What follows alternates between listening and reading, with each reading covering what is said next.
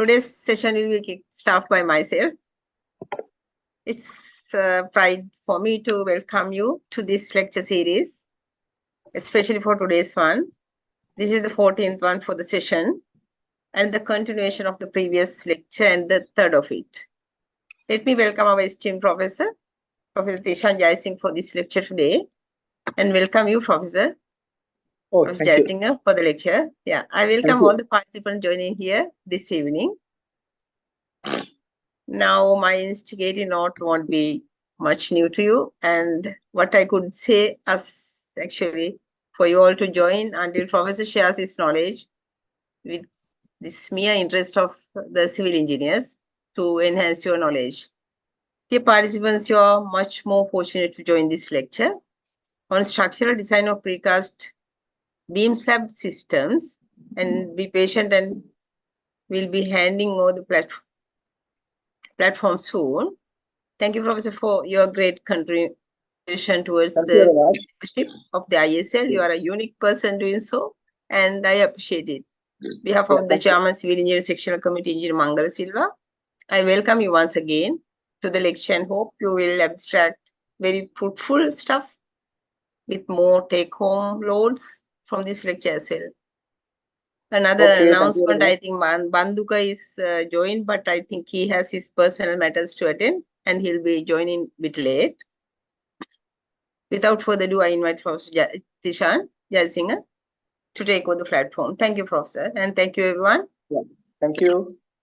So, now last time I took some examples, real examples to highlight, how we design the system in a practical application.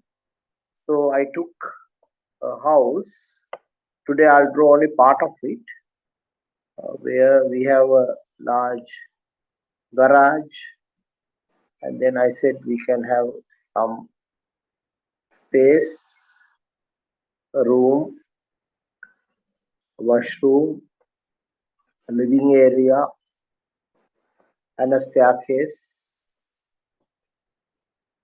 So basically now we can see the situation. Now let's say we are going to have the beam this way, the panels this way. So this space we might decide, okay, we are going to have the beam this way and panels this way. Now you might ask why I select two different directions. So if this is 4 meters,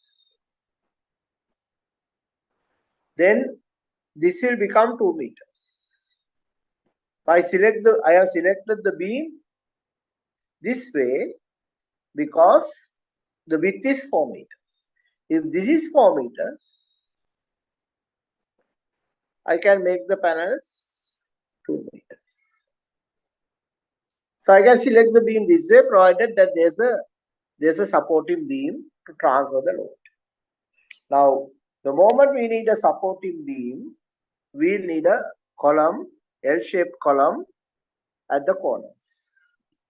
So we need L-shaped column. And in this case, we'll need a L-shaped column if there's a large opening. So it's a large opening. It's a window, large window. We need a L-shaped column. But here we don't need it. Here there's no specific reason to have one because the washroom straps also can span this way. So there's no specific reason to have a corner column at this place. And there will be a fan light. And there's no specific reason to have a L-shaped column here also because this is the staircase. But here we'll need one because we are going to have a large opening to have the two cars parked. So that means this is going to be something like 6 meters by 6 meters. Now if you go with a traditional solid slab, if you have 6 meters by 6 meters, the minimum thickness needed may be about 160 to 170 millimeters. So you might use something, if I talk in the traditional terms, you might use 6.5-inch slab, because 6-inch slab might not be able to satisfy the deflection requirement without providing a lot of extra reinforcement. So you might go for 6.5-inch slab or 660 or 170 millimeter slab. Now, instead of that, in this particular case, we can have two beams like this. We can have two beams like that. And then we can arrange the slab panels this way.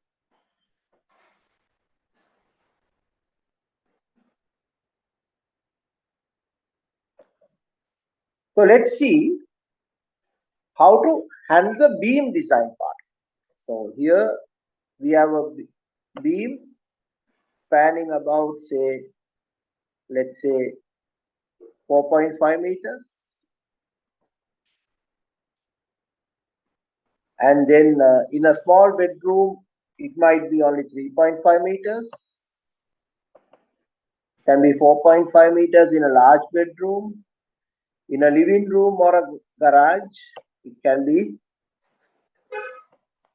So we'll see what the type of reinforcement requirement that will arise in three different situations. So now today we are going to learn how to design the beam. So for that, I will select first 3.5 meter span. So it's a situation similar to this one, but the span is only 3.5 meters. Span is only 3.5 meters. Span is only 3.5 meters. So I have to see. Now, if the span is 3.5 meters, generally we use a size of 200 by 175. Now, you might ask why we use 175. We like this beam to be as small as possible. But at the same time, we like to place the slab panels like this. The thickness of the slab panel is 45 millimeters. And we like to have a bearing of about 50 millimeters. So this is Civil Engineering Sectional Committee, lecture 14, page 1 on 13th March 2024. Right. So we like it to be like this, where we have the beam resting, supporting the slabs, precast slabs. So why we select a 45 millimeter thickness is we want to keep the weight of the slab as low as possible, so that two or three people can easily lift it. So minimum 2 would be needed, but if there are 3 people, then they can easily lift the panel and place it. Or if there's a crane or a boom truck, then you can use that also for lifting. So now let's see the situation. We have a beam. We have a bearing of 50. Bearing of 50. This is 175. So that will give a gap of bearing maximum of 50. So it can be 40 to 50 millimeters. Because the bearing is small, we make sure when we cast, the reinforcement comes to the very end of it. We don't keep a space. We don't keep any cover, because this reinforcement will be covered by concrete later. So we don't keep any cover, because we want to make sure the connection occurs through a reinforcement. So basically a reinforcement should be resting on concrete. Then we have the final thickness. That's another 45 millimeters, giving a total of 90.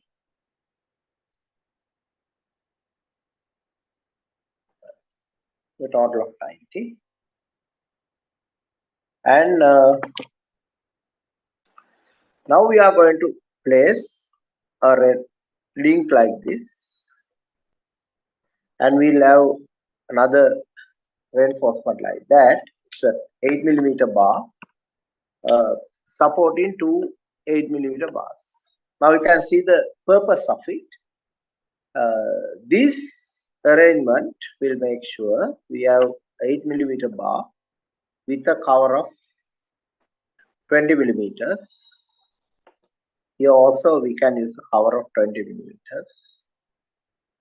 And then the reinforcement in the precast panel comes here. So you can see the precast panel is not supported only by concrete, it's supported by a reinforcement as well. So that's why we place that particular reinforcement. Is that clear? We place that particular reinforcement because of that reason. Then we have to see what are the other arrangements. Now we want to lock it. So we'll have a reinforcement, and you know, when you are casting the panels, generally if you are lifting manually, we cast it to 300mm width, and we get a shape like this. Here we'll have 15mm by 10 to 15mm groove. So here we have a groove. So we can place this reinforcement here. So there will be a reinforcement running below this reinforcement, and that is running on the groove. That runs on the groove. Generally, when you are placing, we place this reinforcement deliberately on this side. We don't place it on the joint because you place it on the joint, we don't have enough cover. So they deliberately place it on the side. So these are all cut pieces. So this can be 8mm reinforcement, 8mm.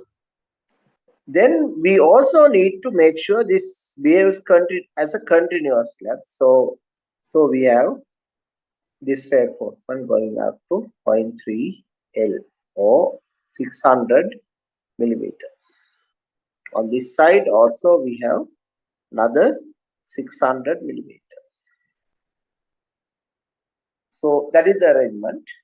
So if I draw it again without the reinforcement, then what you see is a slab, a beam of 175 by 200, and then you get 45mm of concrete. Then you get another 45mm of concrete come in there, and they are all connected, linked, which means all this concrete can now act as one beam. So what you are designing will be a flange beam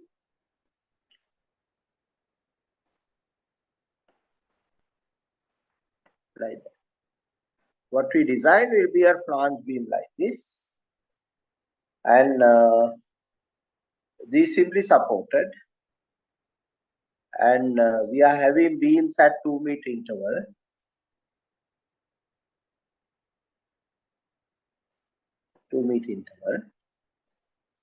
So what the Eurocode says is, take 20% of this and take 10% of span. So if the span is 3.5 meters, the beam is simply supported. So 10% of that is 350mm on one side. 350mm on one side. 350mm on one side. And then 20% of this is 400mm on one side. But it also says it cannot be more than 20% of span. 20% of span is 700 millimeters. So the addition of these two is 750 millimeters. 20% of these 700 millimeters. So you get 700 on one side, 700 on the other side. But if you take the spacing, because it's the actual spacing is 1 meter on this side, 1 meter on this side, but we get this. So the flange width is 750, 700 plus 700 plus 175. So you get a flange width of something like 1575 millimeters. Is that clear? So the Eurocode guideline is when you want to calculate when something is behaving as a flange beam, if it is a continuous beam, then it says you get a bending moment diagram like this. Then you get beams at 2 meter interval.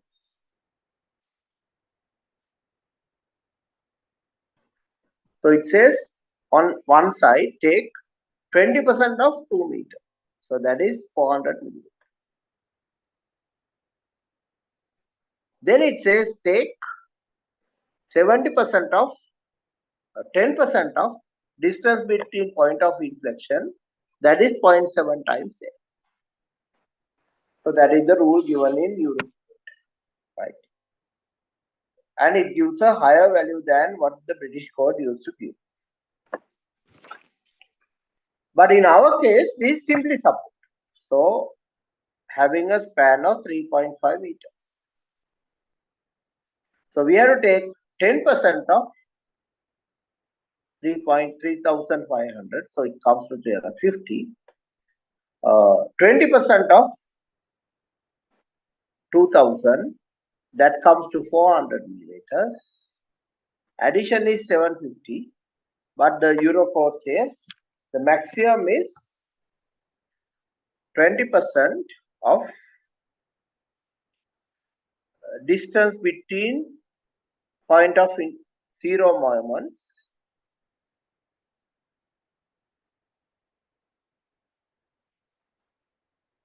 So the distance between points of zero moments is 2500 into 0.2 is 700. So you can see the flange width is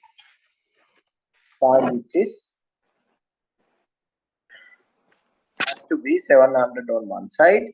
So 700 on this side, 700 on this side, 175 in between. So you get 1575 millimeters. It's a fairly wide flange. It's a wide flange. So you can see because we locked everything, the street concrete can become the flange. Street concrete can become the flange because we lock everything. It's not, we are not relying on the bond. We are relying on the reinforcement and we lock it. So the situation is we have a beam of 3,500 millimeters length. It's a flange beam of 45 millimeter flange and a beam rib of 175. Depth of 290 millimeters and a cover of 20 millimeters. Effective depth of 290 minus 20 minus, let's say we are using 12 millimeter bars, 10 millimeter bars, we'll just assume say 12 millimeter bars. Before that we use a link. We use a link of 8 minus 12 divided by 2. So that comes to 270, 260, 256, 58 millimeters, 256 millimeters. It comes to 256 millimeters. it comes to 256 millimeters. Right, so 28, 32, 32. So it comes to 258 millimeters. 258. So you can see it's a flange beam of depth 290 and a width of 1575 millimeter flange.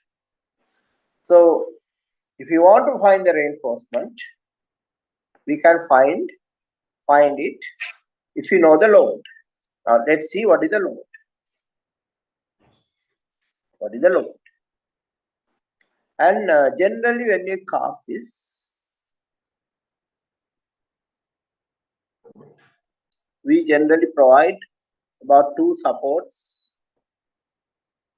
for the beam, 2 or 3 supports. So generally we provide few supports to the beam like that, because beam is carrying a lot of load and we are going to walk on the slabs. So we generally like to support the slab and the beam. Slab will need only one support at the center, but beam, because everything is on the beam, there's no composite action, we like to provide few supports. Then, so we have the self weight of the beam.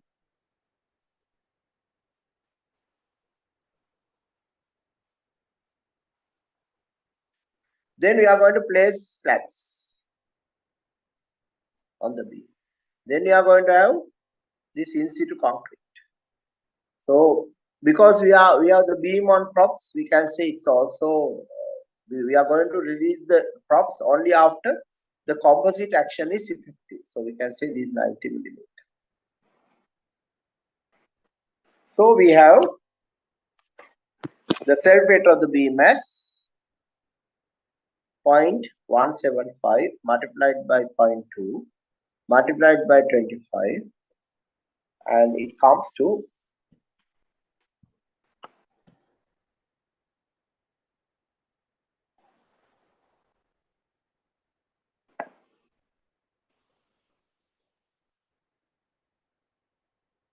0.175 multiplied by 0.2 multiplied by 25. You can see it's a very small load, 0.875 kilonewtons per meter. Then we have to consider self weight of the slab.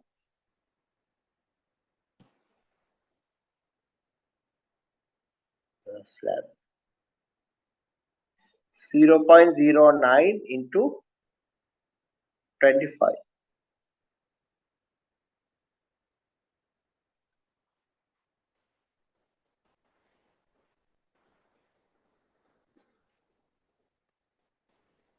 .25 kilonewtons per meter square.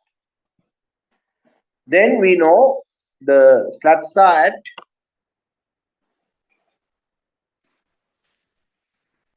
2 meter interval. So the self weight of slabs is 2.25 into 2.0 meter width. So multiplied by 2 gives us 4.5 kilonewtons per. These are all real loads. Then we have to allow for finishes.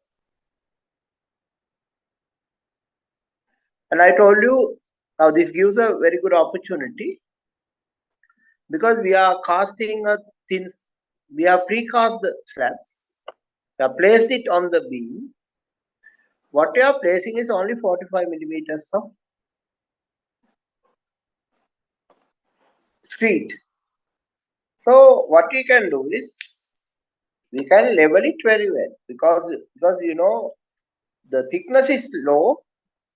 What you find is you can level it well, and also there are marble chips available in the market for about 100 rupees per kilogram. So you can drop the marble chips and Using the float, you can spread the marble chips and give it a good finish, because if you cut this surface, then you will get a very nice terrazzo finish. So what you do is you mix marble chips with metal chips, what you call 6 to 8 millimeter aggregate. That's a chip that we use to spread on bitumen when you do chip sealing. So you can use these small chips, and then marble chips, and even broken, we can say shattered windscreen. So that's a glass pieces. That's a glass. We are those shatter to a certain shape. So it's not sharp edges, it's a certain shape. So you can use all those different materials and make it level, and which will allow you to cut the surface subsequently. Or on the other hand, you can go for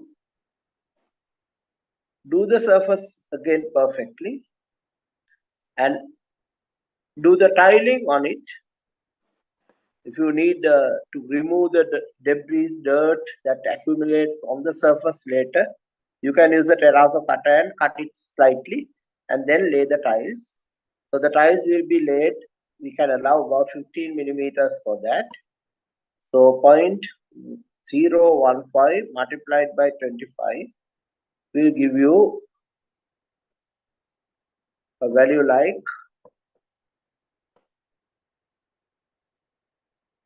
0.015 multiplied by 25 is 0.375 kilonewtons per meter squared, which means if you allow 0.5 kilonewtons per meter squared for finishers, it is sufficient.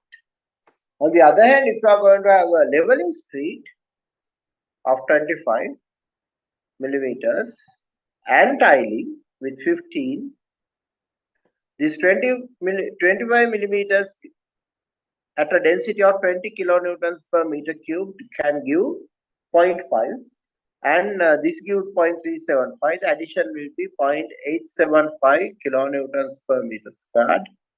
So you have to allow for finishers 1.0 kilonewtons per meter squared. So you can see we are going to gain a small advantage here with 0.5 kilonewtons per meter squared removed from the weight of finishers. So that's a small advantage. So then we have to look at the live loads. So if you look at the live loads, we'll try three scenarios. So live loads will be 2 kilonewtons per meter squared, which is applicable everywhere in a house, but in bedrooms you can reduce it up to 1.5.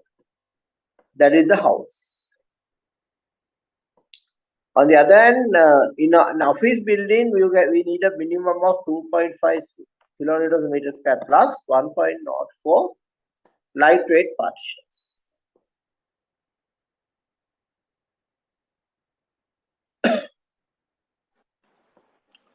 And then, if you are expecting a lecture hall, something similar to lecture hall, we need 5 kilonewtons per meter squared as the live.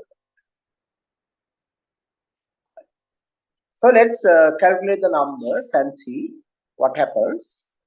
So the numbers are 1.35 GK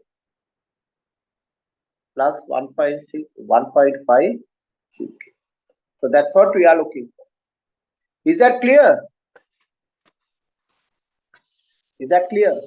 Can somebody respond? Yeah, it's clear. Is that right? Yeah, participants, I think better respond because Yes, it's very encouraging. Yes. Please. Can you all understand? Is it okay? Okay, sir. Okay. Right. So if you look at GK, now if you look at the numbers, self weight of the beam comes to 0.875. That's a beam, kilonewtons per meter. Weight of the slab comes to 4.5 kilonewtons per meter. Is the slab weight. Plus finishers, it's 0.5. So we have to add, multiplied by 2, we have to add 1 kilonewton per. And QK comes to, if it is a house, we'll use 2 because it's a safer number than 1.5, because 2 is generally recommended for living areas and where the people can gather. Value of 2 is recommended for houses, so better to go for 2 when you are designing a system, because even if you use it in 1.5, it doesn't matter. So this addition becomes 1.35 multiplied by 5.5, 6.375 plus 1.5 times 2, and it comes to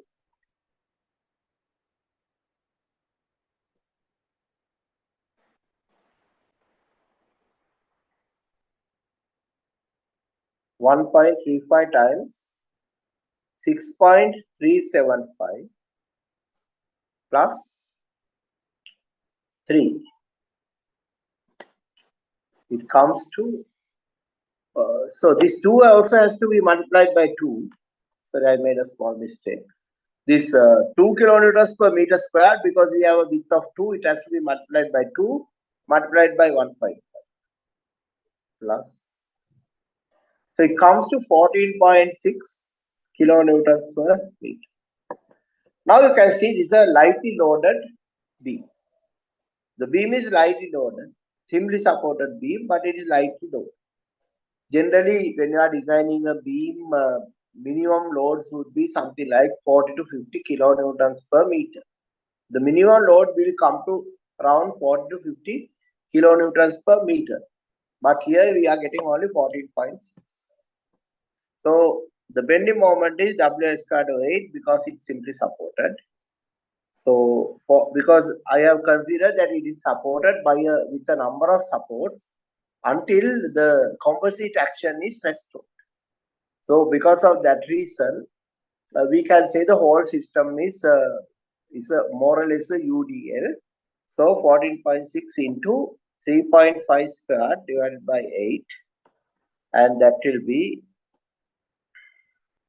14.6 multiplied by 3.5 divided by 8. So the bending moment is 22.35 kilonewton meters at the center.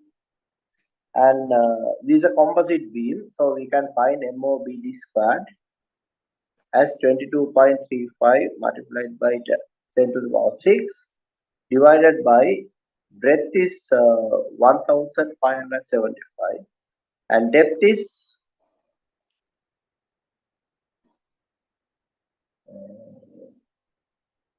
250, let's say 255. We got 258, so let's say 255, just allowing for some variations. 22.35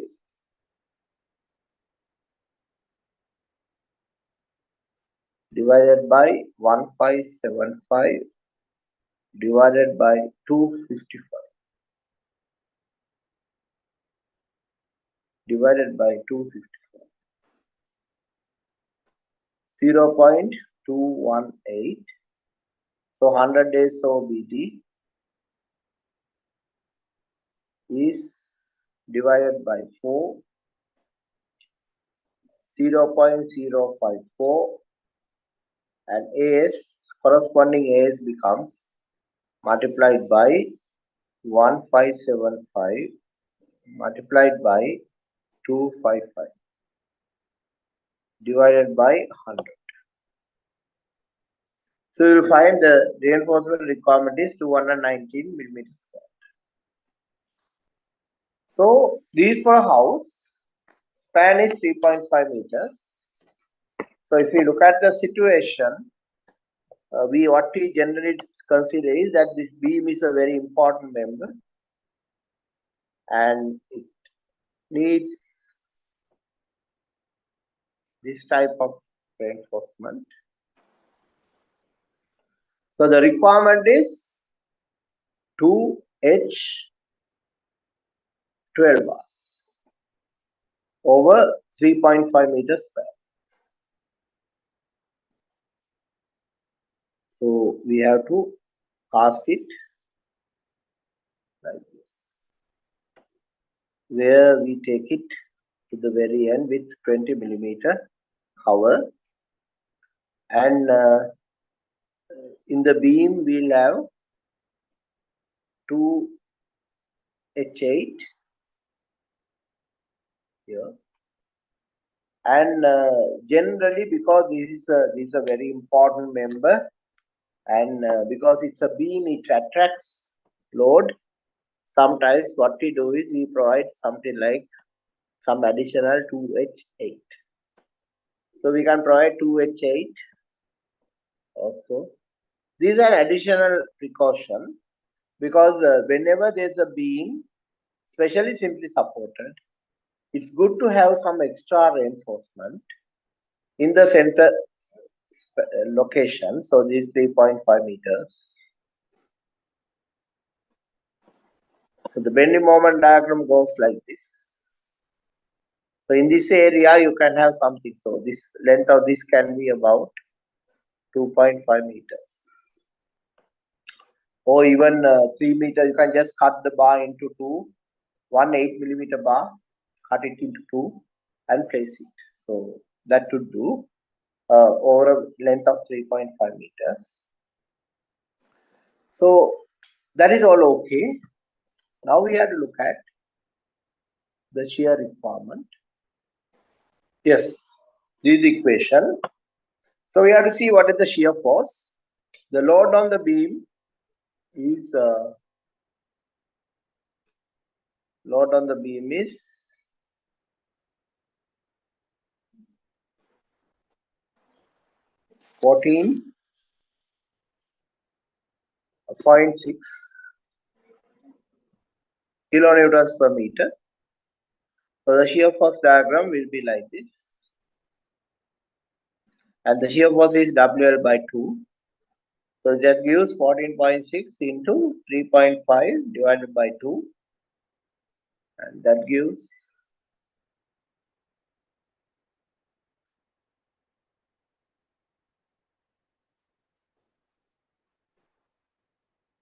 14.6 multiplied by 3.5 divided by 2, 25.5 kilonewtons.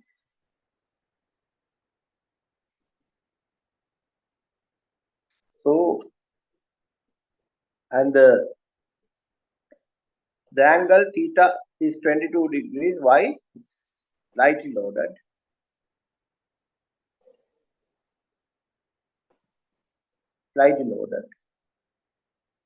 And so if a shear crack originates, it will originate like this. So you can see this link is very effective against shear. So there's no problem with the shear. So we can see how much reinforcement is needed as for the Europe code. So I can share the screen now. So the equation is VRDS equals ASW over S Z F YWD cot.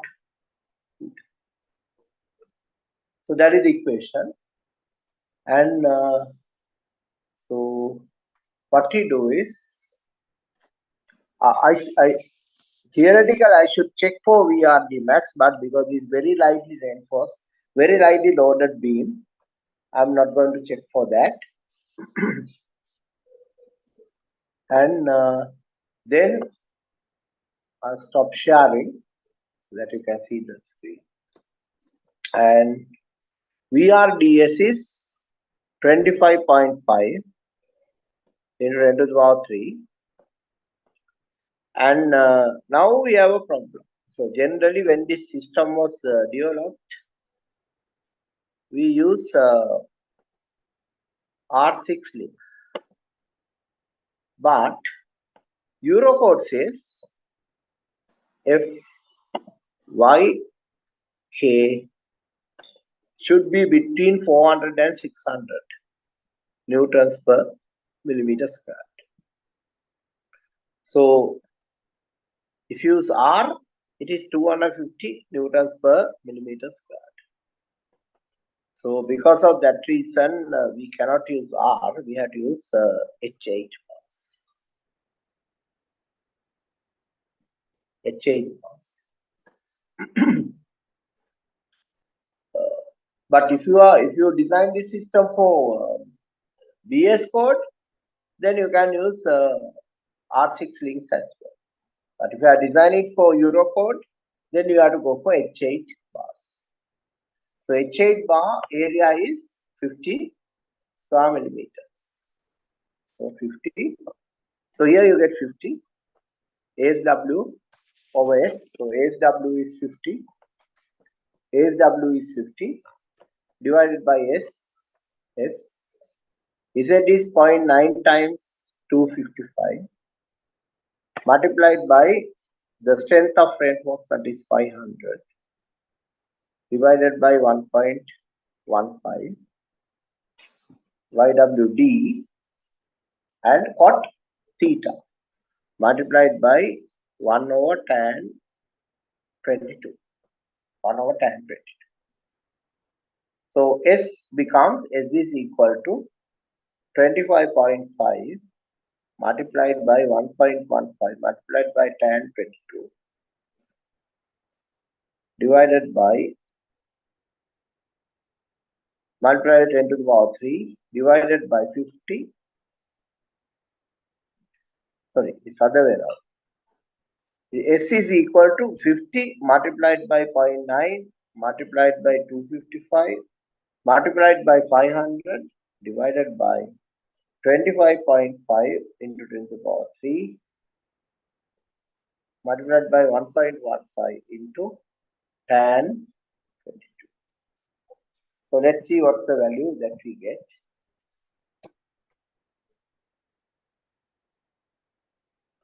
So we get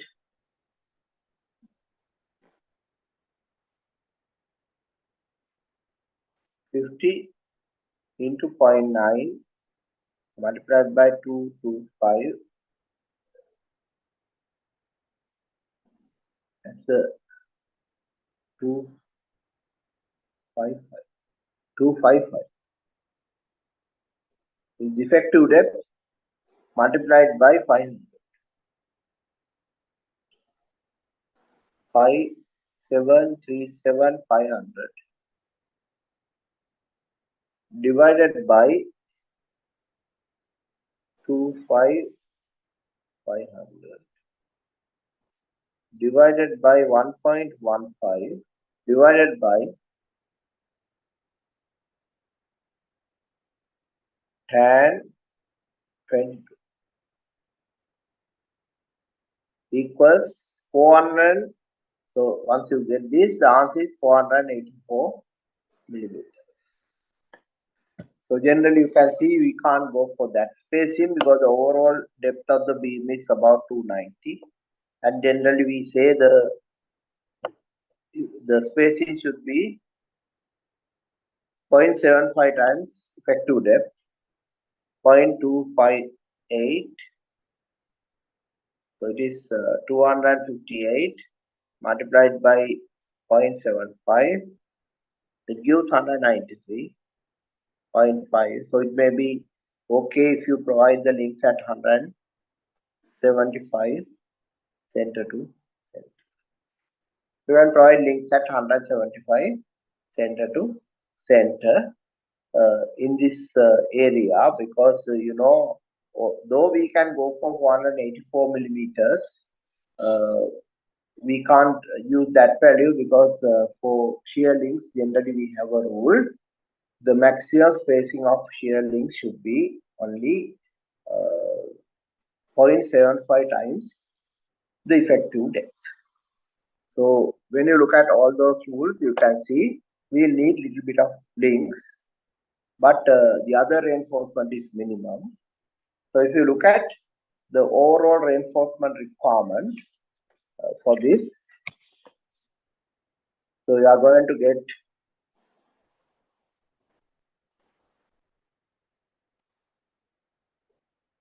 2H12 plus you can give 2H8. These are extra bars for added safety. Then we get, so in each beam you get H8, two numbers. Here you get a H8 bar running. Here you get a cut piece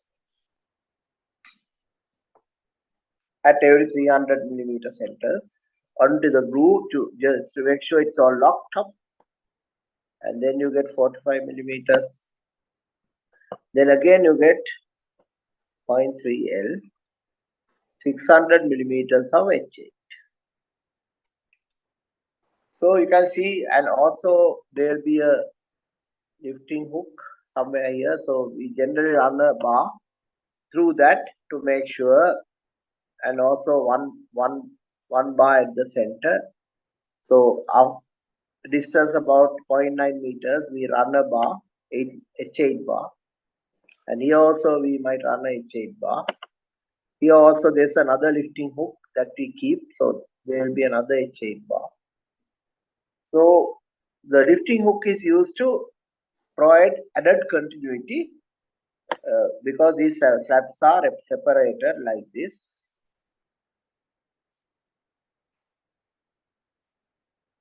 The glue will make sure it's all filled up with concrete.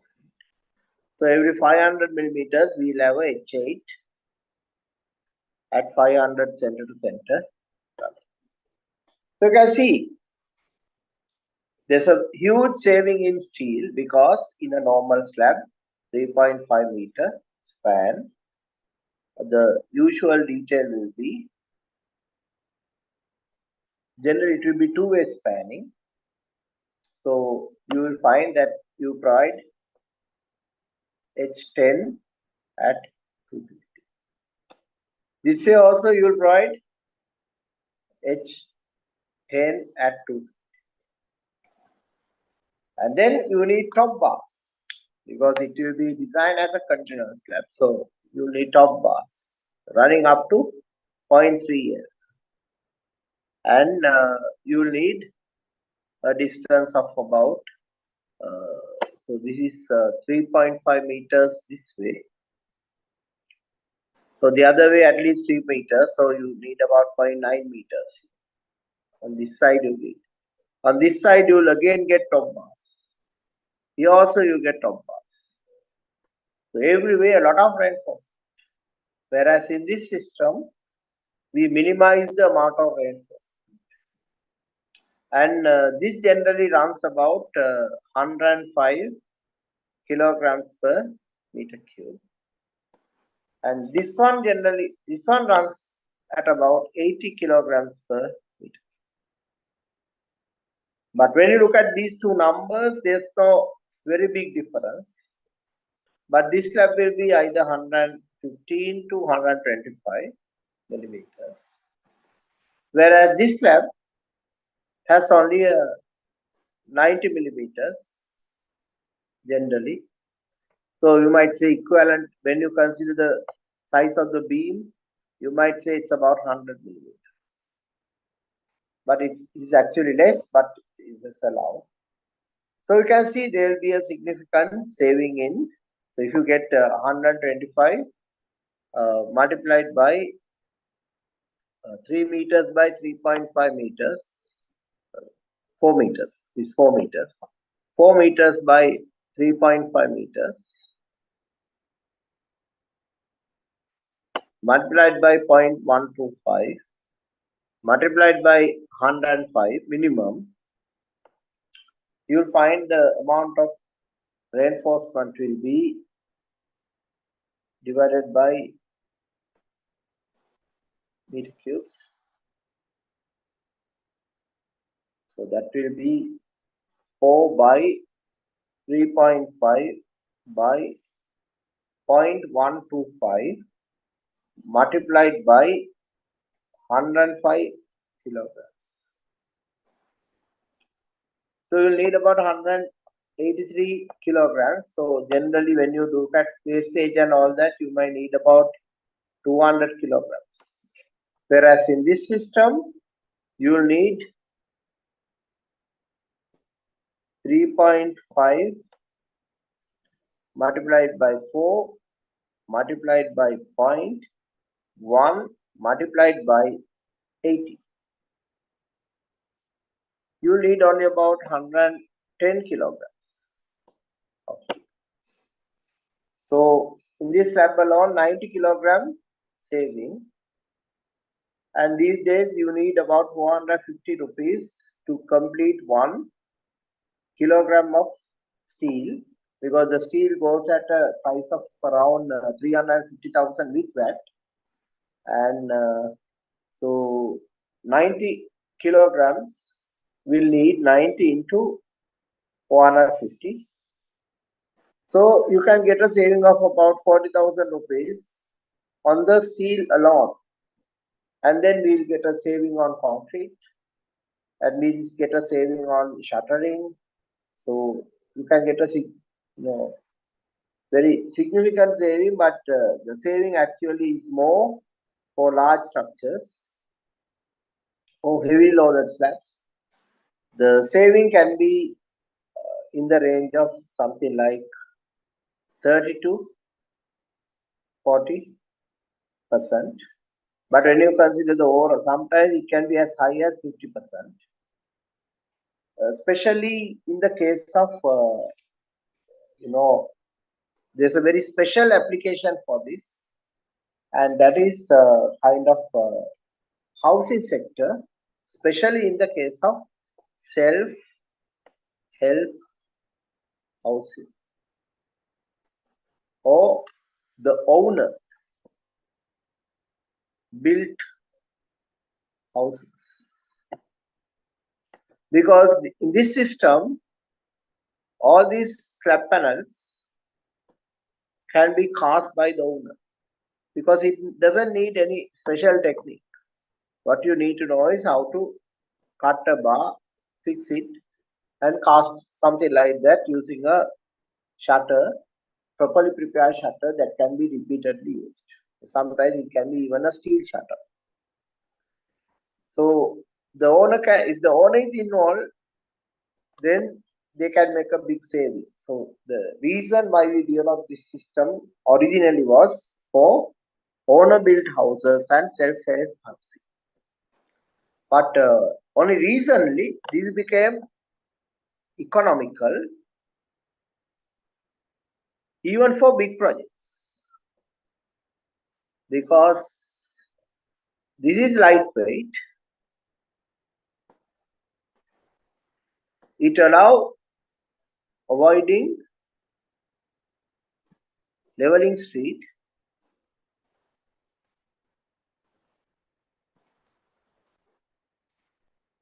It allows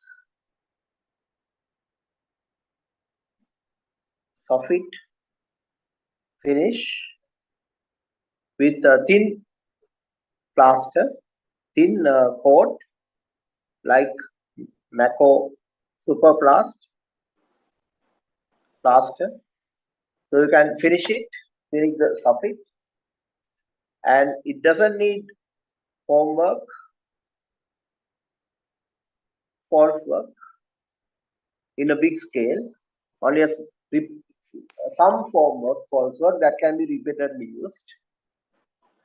Then, so when you consider all these savings, even for multi-story buildings,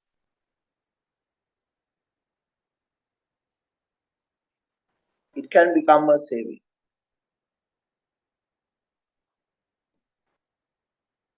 Provided you are willing to take the little challenge at the site where the amount of site work will be very different to the traditional construction where the site work will involve precasting. So it needs precasting because we have to precast the beams, slabs. And if you are in a big project where there's a tower crane available, you can precast the beams as well. And then, it's a matter of fixing them with some temporary supports that you can easily do by having GI pipes and acrojacks.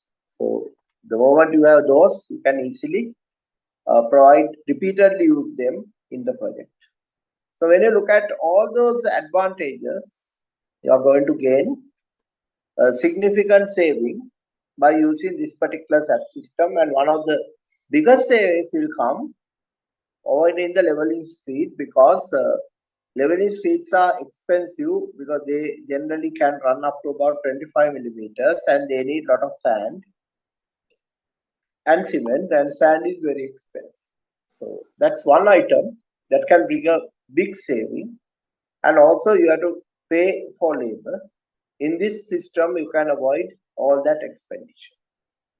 So you can see the reinforcement requirement is very low, and we can easily design the beam as well.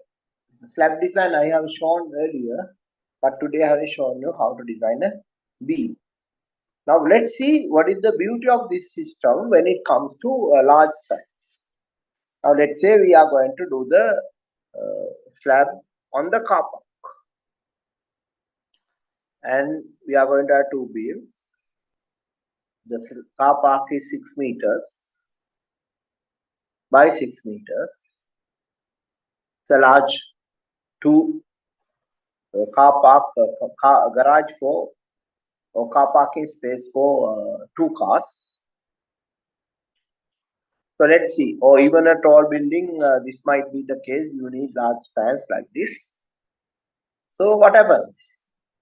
What happens is still the span has increased to 6 meters. And let's say it's used as an office building. So if you look at the loading, the upper floor is still it's a house. So if it is a house, the load is 14.6 kilonewtons per meter. And we might need a slightly bigger beam. So we might need a beam of 300 or 350 millimeter.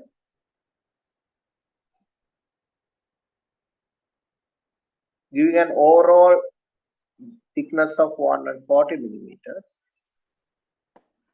Giving an effective depth D of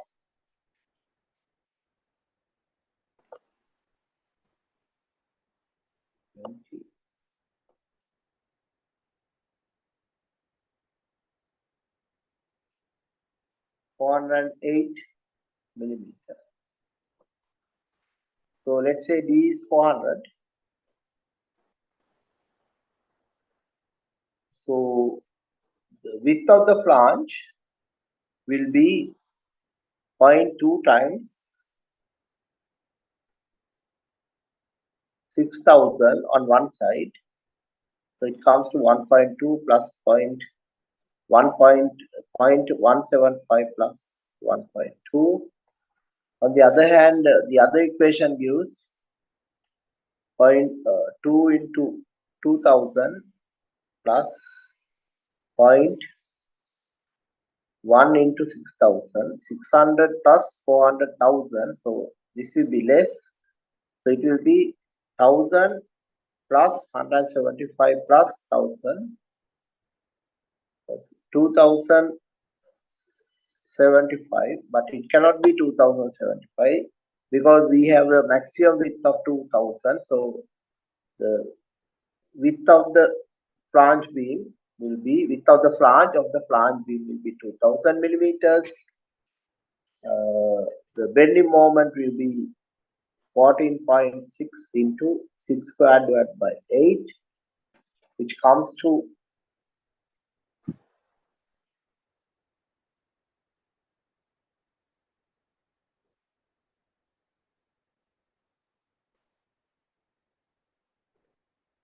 14.6 multiplied by 36 divided by 8,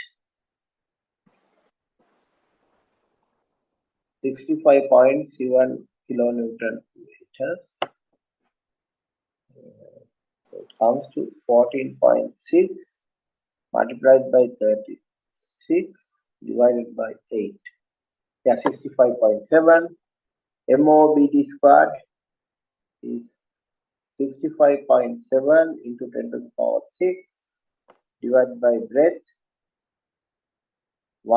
2000 divided by 400 squared. So that is 65.7 divided by 2000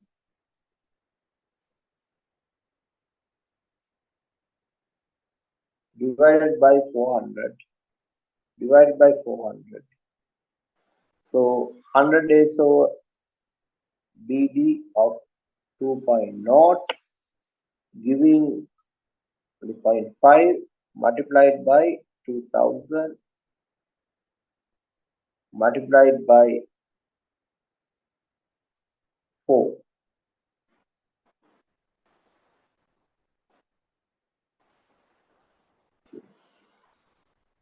0.5 multiplied by 2000 multiplied by 4.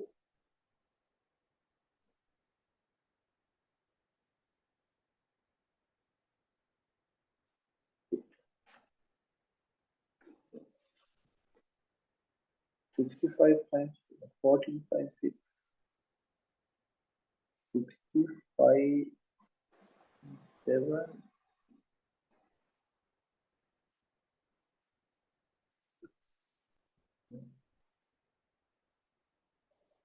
divided by 2000 divided by 400 divided by 400. 0.2. So it's 0.2. 0.2 divided by 4.05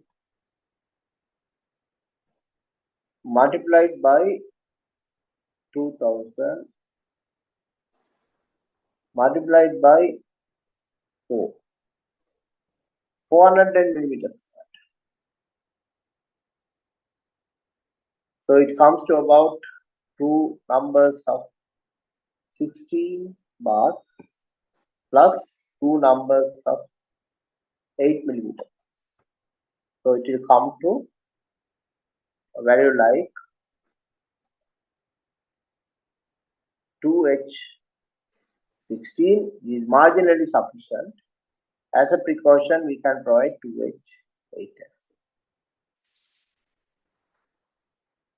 So for 6 meter span, now you can see we have increased from 3.5 to 6. The depth of the beam was 200, now it has become 350, 150 millimeter increase. There is no increase, any increase in the reinforcement in the slab.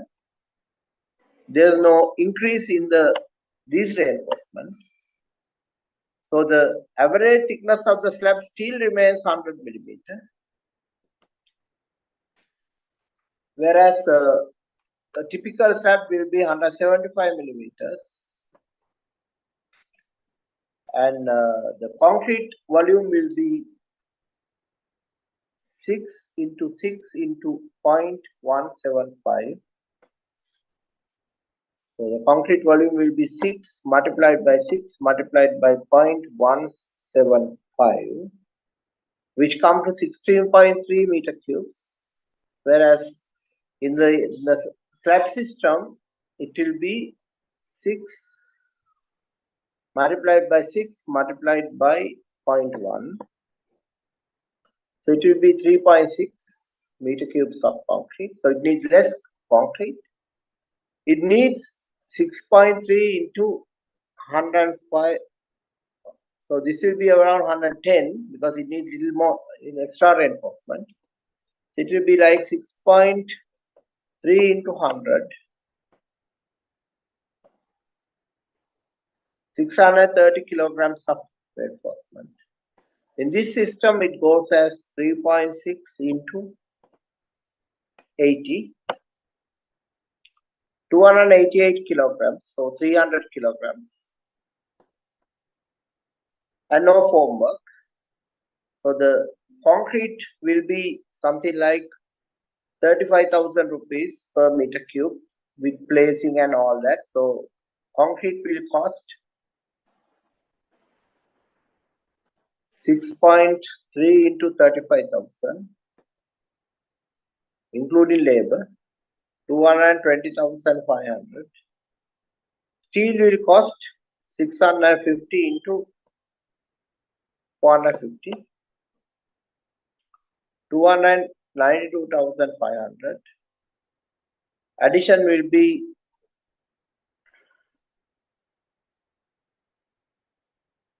plus 220,500. 513,000 without formwork. On the other side, you get 3.6 into 35,000 plus 300 into 450, 216,000, and that is less formwork.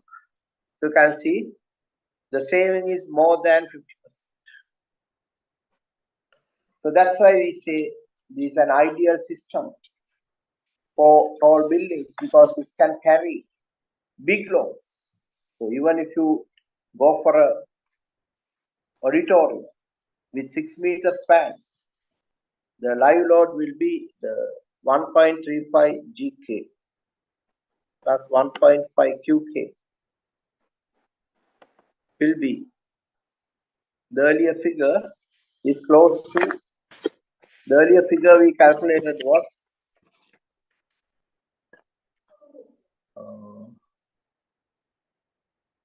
beam of about 1 and slab of 4.5 plus 1 for finishers multiplied by 1.35, and let's say we have designed it for crowd loading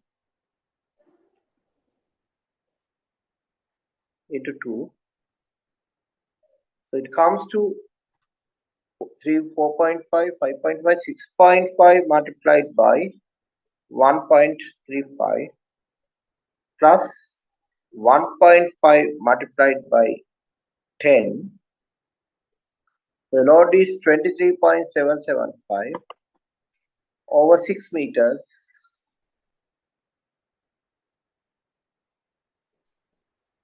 This 23.775. W square to 8 is 23.775 multiplied by 36 divided by 8 comes to 23.77 divided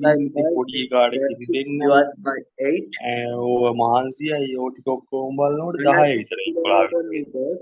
ඊට පස්සේ අයිතාව පැතුමකින් නැගිටින්න ඕන. පොඩි එකත් එක නිදා ගන්න පුළුවන්. අයිත් ඊට පස්සේ කිරි දොවන්න පටන් ගන්න ඕන දෙකට විතර. So let's say we are using a, because it's little more. So let's say we have gone for 400 millimeter beams. ඔක්ක කියවන්නේ ඔක අර එයා පැත්තේ මේකේ තියාගන්න ඉපුණ. ලෝමිටියන 490 millimeters. ඈ? කවුද? These 450 millimeters.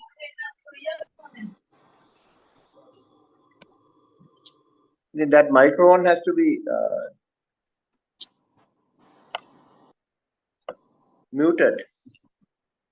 So you will find building slab is 106 divided by again 2000 divided by 450 squared.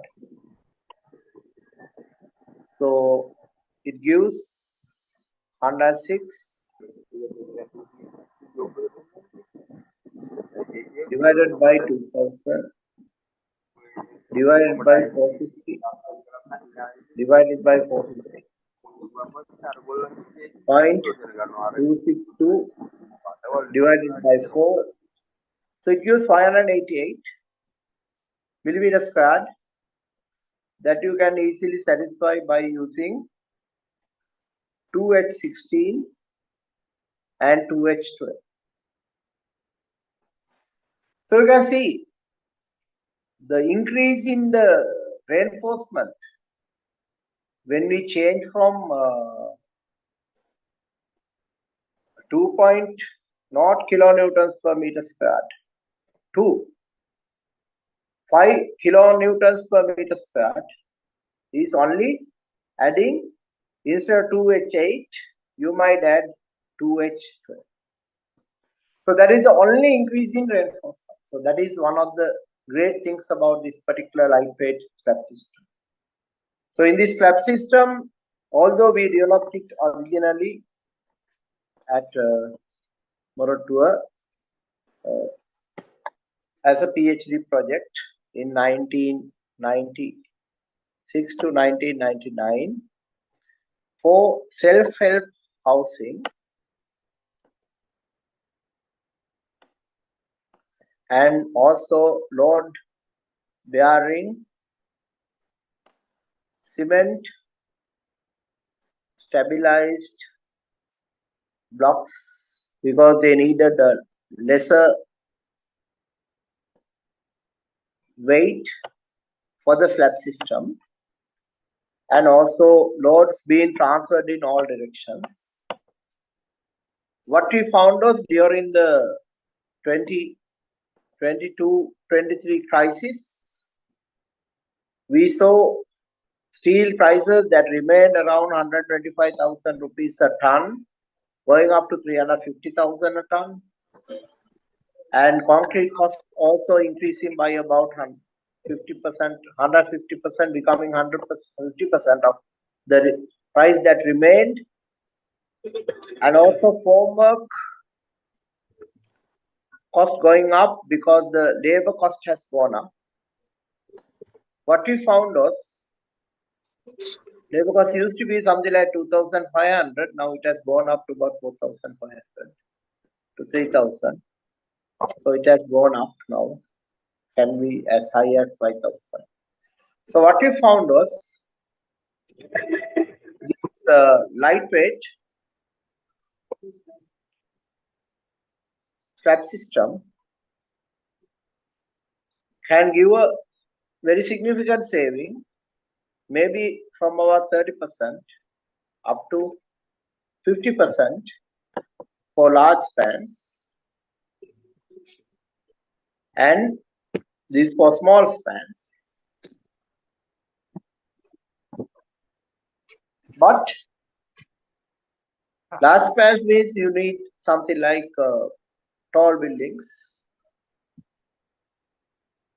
and if you carefully plan, you can get a 50% saving on the cost of slab. And you know, in a tall building, the biggest cost is the cost of the slab. But you might ask the question, how about the rigid diaphragm?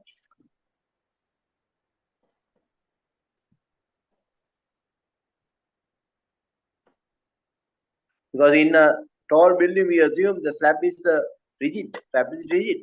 But here what we see is we lock everything with reinforcement. So once it is all locked and made continuous, all this becomes a 90 millimeter composite slab.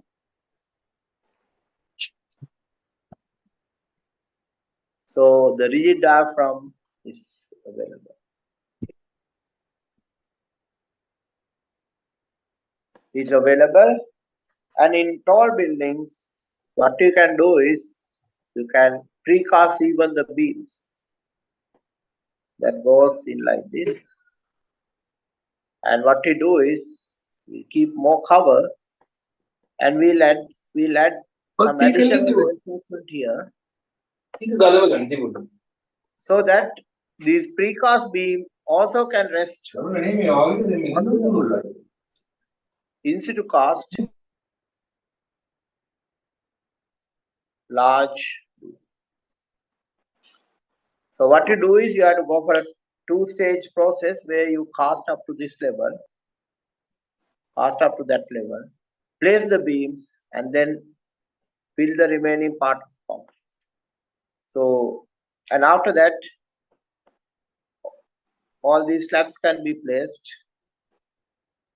and the street concrete can be laid. So there can be continuity at all these places. So here also you can have some continuity and we can make the whole system continuous. So the beauty is the cost saving. And the other one is lightweight. Means you can save on the foundation. And also because it's lightweight, you can save on column reinforcement. Because it's lightweight, it absorbs less earthquake induced forces. Less earthquake induced forces by the building. So there are so many different advantages of going for this system, which was originally designed, developed as a cost-effective slab system for the kind of situation where the owner builds his own house.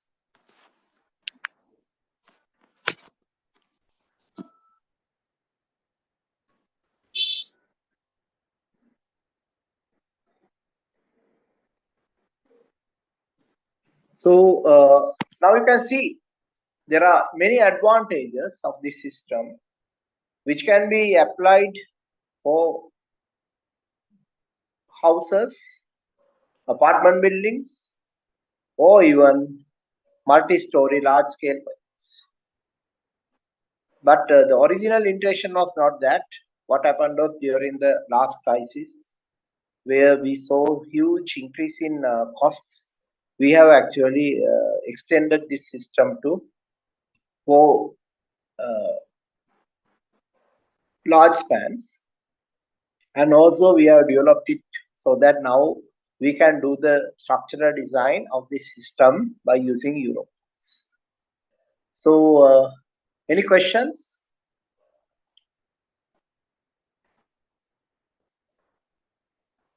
Engineer Kamala? There is one question, Professor. What about the fire performance of this thin, lightweight beam? No, actually the structural element. Yes. There are a few questions. Yeah. Fire-wise, if you look at the fire requirement according to Euro codes, the reason why now these beams are designed as simply supported.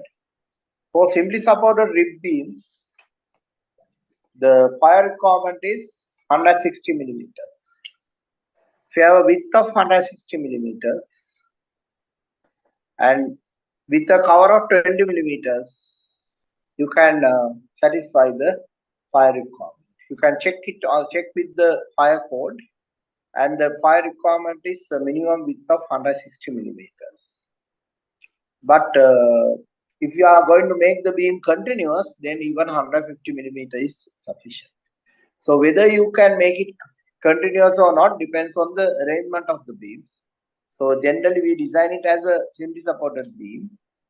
But if you have a large building where the beams are aligned, where the main beams are large, like this kind of situation, where you have a large beam and you keep a bigger cover, and then you fix reinforcement outside, so the beams come here And then when you complete this as 90 millimeters, if you are going to have continuous reinforcement, that will make this beam continuous, then you can even go for 100. But if it is not, if simply supported, the minimum width needed for fire requirement is 160 millimeters, and it can give over 30 minutes of fire resistance. But actually, the chances of this type of system coming down is very low because you can see the whole system cannot collapse because this is constructed as segments. So if anything is going to collapse, the chances are it could be a local failure than a whole thing collapsing at once. Because the loads are transferred in all different directions. So the whole slab cannot collapse at once. But you can easily provide more than 30 minutes of fire resistance for the slabs, which is for slabs, it is if you can go for 30 minutes, it would be quite sufficient because we are looking at the chances for evacuation. So if it is a fire occurs, then you can easily get the people removed. But the chances are this type of systems will not collapse easily because if you look at the code fire requirements, they are mainly for the situations where the shear links are not available. But because the rip slab systems, you don't get shear reinforcement. But in this case, you get shear reinforcement. So the chances of a failure happening suddenly is very remote in this type of system. And fire-wise, there's no problem. So you can check the fire code. I have checked it, and the minimum width needed is 160 millimeters. We are providing 175. And if you want, you can increase the cover slightly. Then it can give better, more fire resistance. Is that okay? Yeah, a few more questions, Professor. Is Yeah. this system resilient to earthquakes in terms of universality in application in earthquake-prone areas in the world? Yeah. This has been invented as a part of a PhD project. Yeah. Sorry. So basically, if you consider the earthquakes will affect the columns and beams, not the slabs. So these are slab that is made continuous by using 45 millimeter thick concrete where the reinforcement is embedded. So the chances of anything going wrong in this system in an earthquake is very low. But on the other hand, one of the main reasons for absorbing the earthquake load by a building is the self weight. So if you look at tall buildings, the maximum contribution for self weight comes from each slab. Now here you can see if you can large buildings have large slabs like 6 meter, 7 meter, 8 meter. If you go for this system, then you are using only about 50% of the weight. That means the earthquake load absorbed by the building that will finally affect the frame will be about 50% of the equivalent load in a traditional building. So if the earthquake load is 50% less, then the chances of survival will be much higher. Anyway, if you have a building more than 10 floors, the chances of building out more than 10 floors being affected by an earthquake is very remote. Unless it's located in a major earthquake zone where you can get earthquakes like 9 on Richter scale. Anything like 6 to 7 will not affect a tall building. So that is the answer for tall building scenario. What is the other question? Question 3, with regard to in situ casting, to what extent quality control effect on the structural performance in comparison to conventional slab beam design? Actually, these mainly precasting. So you can precast the slabs definitely. And if you have a lifting equipment if you have a tower crane, you can precast the beams as well. So at the site, what you have to cast is only the main beams. Only the main beams. So you will cast only the main beams, columns. So you can have usual called QA/QC for that. But for any precasting operation, it's very easy to set up the QA/QC because you are repeating the same process over and over again. So it's very easy to ensure QA/QC if you are doing precasting, right? And yeah, so QA/QC wise, there's no additional problem. Actually, this would be easier to do the QA/QC work. But and then there was another question on how do you accommodate the bathroom. So if it is a house, generally what we do is this can be used. The blocks can be used. So the height of a block is 200 millimeters. So what we can do is, if you are going to support the slab at this level, you need a bathroom. Then you support the bathroom slab at one block below. So you can get a drop of 200 millimeter. Can easily get a drop of 200 millimeter by supporting the bathroom slab one block below. So that can be easily achieved. And then you will fill this up with concrete and then support the slab on the other side on that concrete. So this can be easily done. Dropping for bathrooms is not a problem at all. It's very easy. Next question is, Professor, how the beams and slabs merge into walls? The same thing. How the beams and slabs merge into walls? How the beams and slabs? Oh yes. So if you have slabs, now let's take a scenario for a house. And I told you the last time that any wall width of 150 or 200 can be used. And the ideal is use high strength material. So high strength material comes with hollow blocks, hollow concrete blocks. So this slab can be directly supported on the block wall, and it can be made continuous as well. So there is no problem of supporting it. So on the other hand, you have the block work, and you have a beam coming onto the blocks. So this part of the block can be filled with concrete and place the beam on concrete. So you get the other blocks coming like that. So when you are doing a beam, so what we generally do is we'll go for either 200 millimeter beams or 400 millimeter beams. So that is easy because 400 millimeter is the height of two blocks. 200 is one block, so you can easily do the adjustments. So this is something that is done just to make the life easy, but doesn't mean that you can't use 300. 300 also can be used, but sometimes you find at the site you need a little bit of adjustment. So the easiest is go for 200 millimeters as by adjusting the reinforcement. If not, go for 400 by adjusting the reinforcement if you are using block. The reason is height of a block is 200 millimeters. So you can go in the intervals of 200 millimeters, or you have to go in the intervals of 200 millimeters.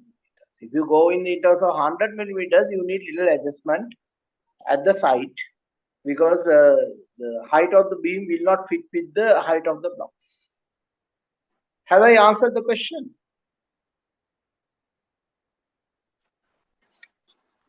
There are two more questions also. Yes, sir. Is it okay? Yeah, I think he's okay. Yeah. Any method to consider while casting RC beams in two stages? I think he's concerned about the cold joint. Yeah, no problem, because when you are casting the this cold form, that is not a problem at all, because here we have the links. So if you stop it here, then then if you have any concern, just increase the number of links, reduce the link spacing. Link spacing where the shear is large. So there's no problem of forming a joint like this. For example, when you are doing a large transfer plate, we cast the beam, say 1500 deep. We cast 350 millimeters early, so that the rest 1150 millimeter weight can be taken by the 350 millimeter thick slab. So we do that type of thing. So basically, when you consider that situation, there's no problem. The only thing is you have to roughen this surface so that the friction will be high enough. And there's no cold joint, but it will be a actual joint where the beams are cast in two stages. So it will not be a cold joint. It will be so you cast up to this level, place these beams. It will take 1 day to finish all that work because this concrete has to harden slightly sufficiently before you place these beams. Even if you are having some reinforcement to support the beams, still it has to be like that. And even these beams will have the reinforcement coming to the very end and bent upwards. So there's no cover problem. So this reinforcement will rest on the reinforcement. Yeah, the And next question is, Professor, the same thing, like what is the maximum cover preferred for reinforcements? yeah, actually, Yeah, what you are explaining, that's why I read it out. yeah. So basically,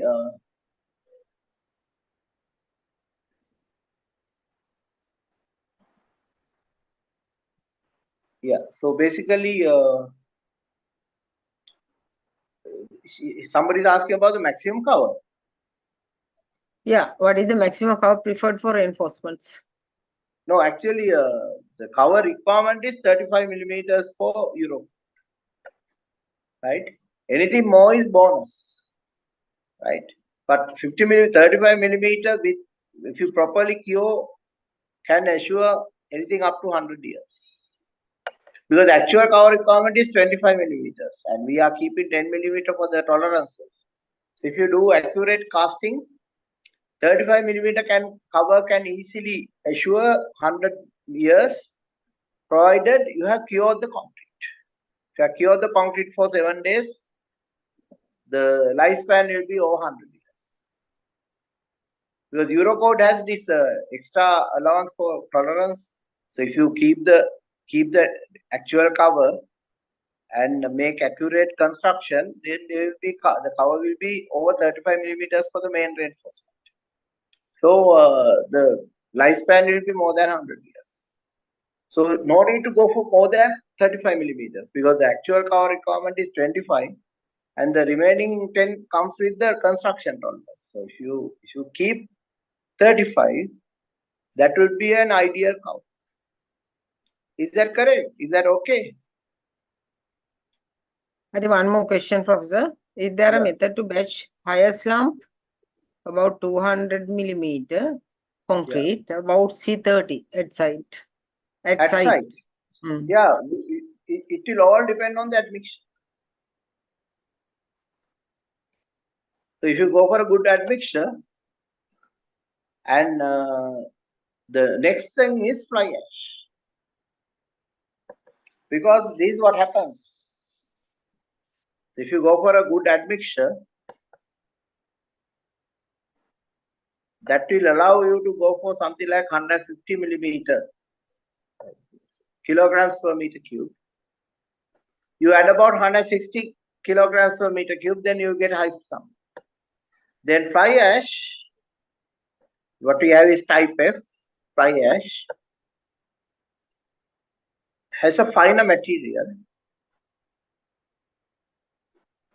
It has a lubricating effect.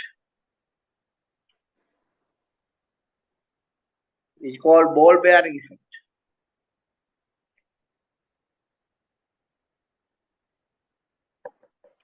And that will allow you to compact well,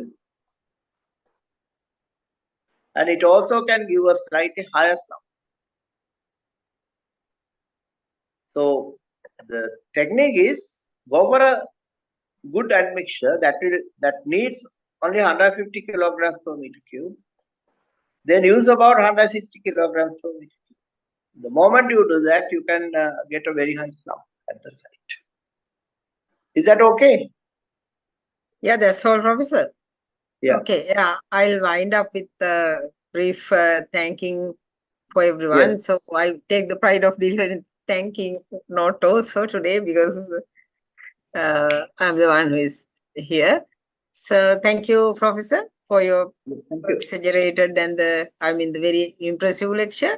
And as usual, so thank you so much taking your time and getting all the effort to deliver a very, very wonderful lecture. So also, I have to thank the secretariat and organizing event and this giving all the technical support and the IT team, their assistance and sending flyers off on time, even with the short notice. So thanks everyone.